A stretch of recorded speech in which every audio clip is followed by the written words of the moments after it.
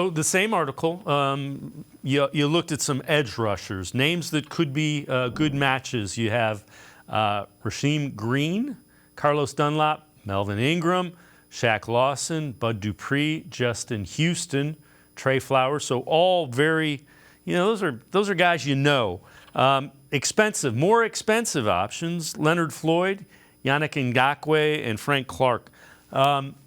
In your mind, do you think edge rushers is somebody they need to bring in a little more urgency just because you've got Miles, you've got, Okonkwo, and then you're really young?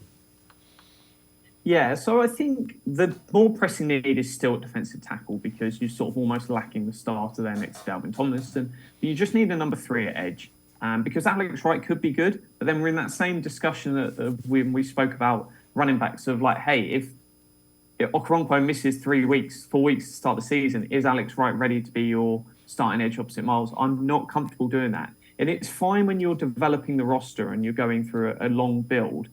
We're not. We're aiming to win now, and we can't afford to have a guy misses a few weeks and someone else is stepping up. So Justin Houston is the dream for me. If you spend $3.5 million, bring him in. Happy to spend that little bit just to get a proven guy that delivers incredible pressure numbers, and it takes away from the Ravens. So we get stronger, the Ravens get weaker. It's a win-win.